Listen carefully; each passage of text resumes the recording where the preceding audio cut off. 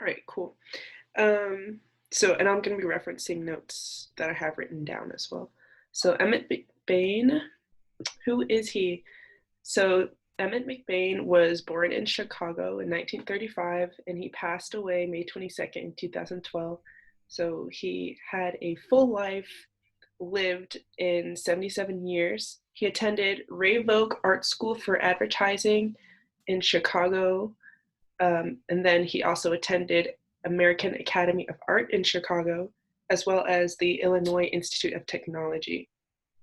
Fun fact, when he went to Ray Vogue Art School, he was he started taking classes there at 12 and then was an official student later on in his life. So just a few of his achievements. He won a AIGA award in 2017, and as I mentioned earlier, he started taking summer classes at age 12 at the Art Institute of Chicago.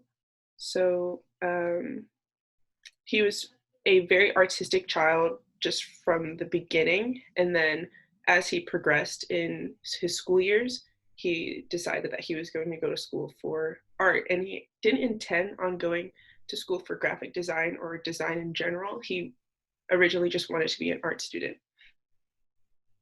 So he joined Playboy Records as an assistant art director right after he graduated with his first degree at age 22, and he was hired immediately after displaying samples of his work from just years prior. He started his own design studio called McBain Associates, which developed a relationship with the Mercury Record Corporation. And Emmett McBain actually was designing record labels and just jazz designs because he they said that his art was as good as it gets, especially for jazz music, because he just was able to emulate that just that flavor of jazz in his actual art. So that was really cool. By age 24, he had designed around 75 album covers, and like I mentioned before, they were for mostly jazz music. And those are just a few names: Tony Martin, Max Roach, and Sarah Vaughan, that he had designed for specifically. He joined forces with Tom Burrell, which is one of his friends, and they also founded a advertising agency. And that advertising agency was the first and most successful Black owned advertising agency. So while he was working with Tom Burrell, their first breakthrough campaign was with Marlboro, the cigarettes. And once they solidified that and that campaign blew up, they were able to work with McDonald's and accounts like Coca-Cola, so just huge brands. These are a few of his pieces that I'll be showing later or just throughout the next few slides. He focused mainly on African Americans because, especially in the 60s, as he was just developing in his career, he wanted to showcase the beauty of Black women and Black men. And since he worked in advertising, his goal was to break that whitewashing and incorporate color. And these are some of the jazz labels that he designed. And these are some more of the advertisements.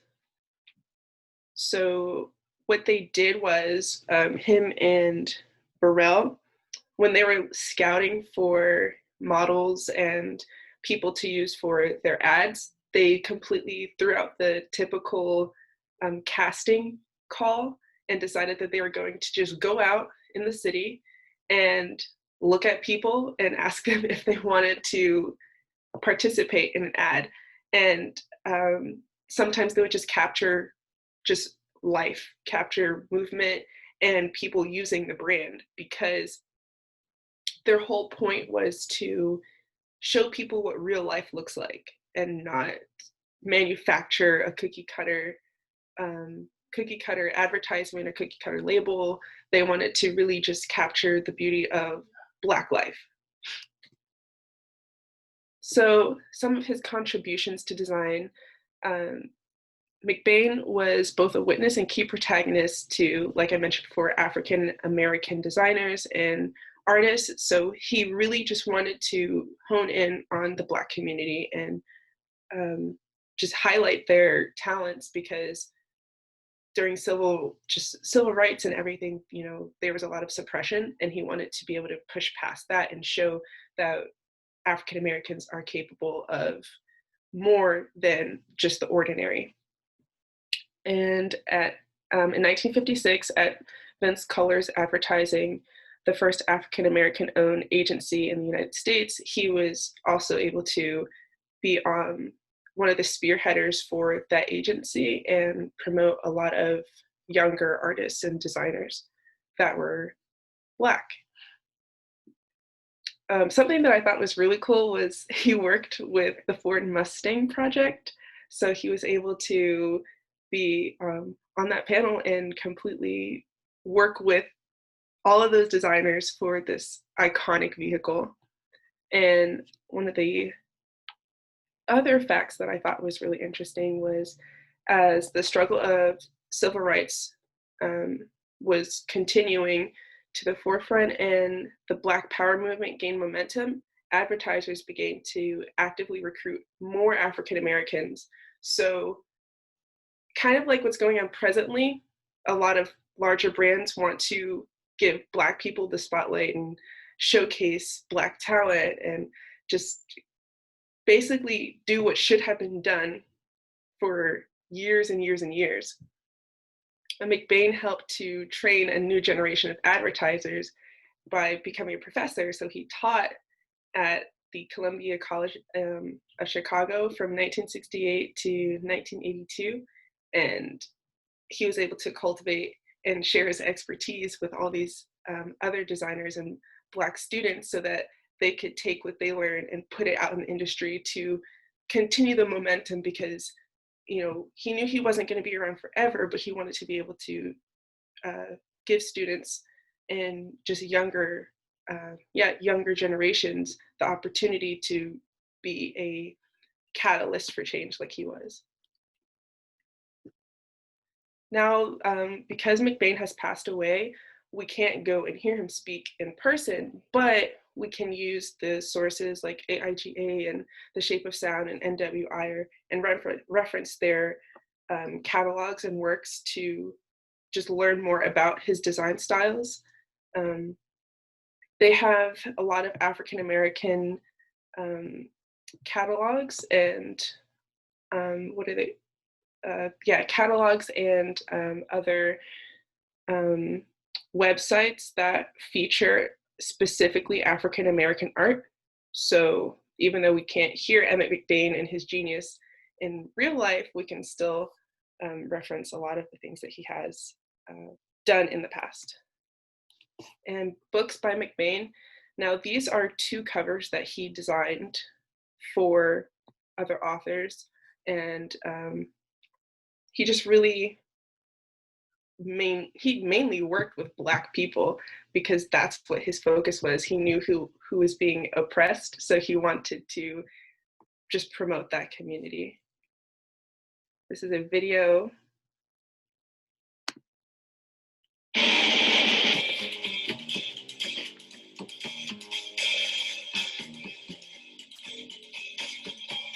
Emmet was a creative guy in every area that I ever knew him to be involved. Playboy had already started doing kind of arty covers for their jazz collection, cover for the Playboy Jazz All-Stars. Got him known around the world. Fortunately, a lot of recording companies and album cover companies found his art to be about as good as it gets. There's an uncommon volume of great work associated with Emmett McBain. I knew Emmet primarily because of the fantastic work that he did for Vince Colors. At first, the Black agencies weren't respected at all. That agency really set the tone for Black targeted advertising.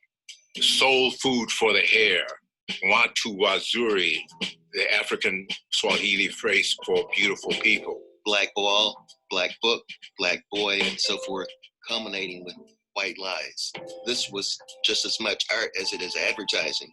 Even though I was the catalyst for talking about starting an agency, Emmet was the catalyst for actually doing it. The mission depicting Black people in advertising.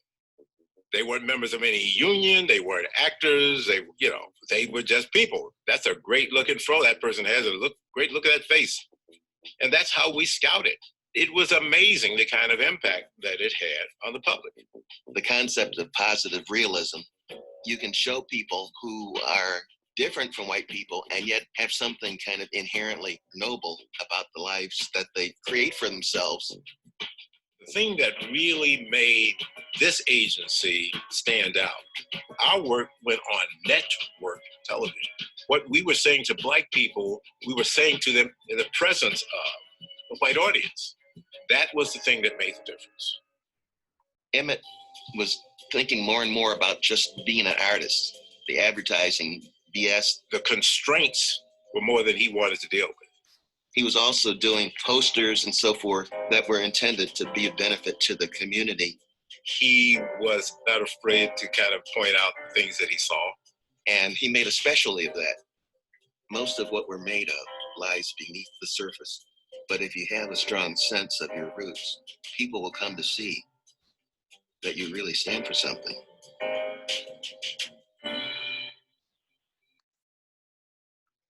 So as the video mentioned, McBain was what I would think would be a incredible activist for modern day, not just with art, but just with the climate of everything that's going on presently. There's so many ways that his art was his form of really not compromising for what he believed in. So he stood for whatever he thought was right, and he knew exactly what he wanted. He was confident in his decisions, and his designs were reflective of his personality. And that summarizes Emmett McBain's presentation. Thank you.